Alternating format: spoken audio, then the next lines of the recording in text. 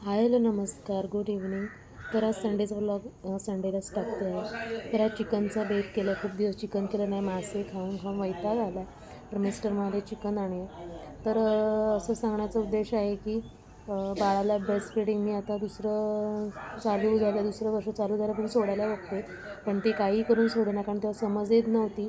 म्हटलं आता करूया. मग एके ठिकाणीकडून मी ती कडूची बॉटल मिळते ती घेतली आणि ते लावलं. त्याच्यानंतर त्याने एवढं कंटाळलं की आता तो शी म्हणतो, नको म्हणतो मम्मा. तर 4-5 दिवस झाले. झोपेचं एवढा त्याने खोळंबा करून ठेवला की झोपेचं एवढं खोबरं झालं आहे की अक्षरशः नको वाटतं की रात्री जो एवढा 2-3दा उठतो की त्याला भूक लागते की एखाद्या दारुड्या माणसाला दारू नाही मिळाली की तो कसा वेडापिसा होतो, तसे याची दशा होते.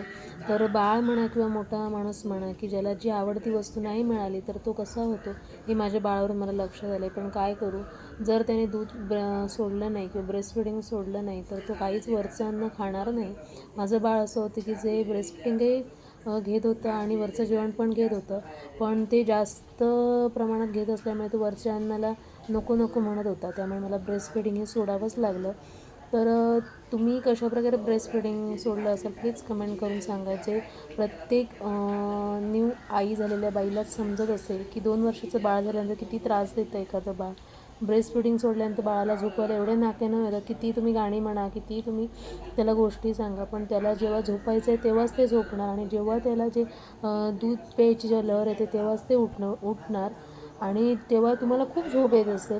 तर माझे हे 8-10 दिवस एवढे कंटाळवाणे जातात. मिस्टरांना पण झोप नाही आणि ते बाळ 2-3दा रात्रीचं उठतं आणि अक्षरशः ते गप्पही राहत नाही की ब्रेस्ट फीडिंग मिळत नाही. त्यामुळे ते असं सारखं रडत असतं. रात्रीचे 12-1-2 वाजता कुठे बाहेर घेऊन येणार. दिवसातनं दिवसावेळी फिरवायला मिळतं आपल्याला बाहेर रडत असेल तर, पण रात्री 1-2 वाजता आपण कुठे फिरवणार त्याला. अक्षरशः काय करू आणि काय नको असं होतं आणि आपल्याला पण झोप येत असते. आपण झोपेच्या चिडचिडमुळे त्याला मारतो, पण अक्षरशः मी त्याला मारते. नंतर मला सकाळी माझा जीव चुरचुरतो जेव्हा माझं बाळ उठतं आणि माझ्या जवळ येतं मम्मा म्हणून. तेव्हा मला असं वाटतं की उगाच मी माझ्या बाळाला मारलं. तर तुम्ही पण कसं तुमच्या बाळाशी बिहेवियर करत असाल किंवा कसं तुम्ही बाळाला हँडल करता, प्लीज नवीन आई असाल तर प्लीज कमेंट करून व्हिडिओला नक्की लाईक करा, सबस्क्राईब करा, शेअर करा. व्हिडिओ आवडल्यास नक्की सांगा. श्री स्वामी समर्थ. Bye bye.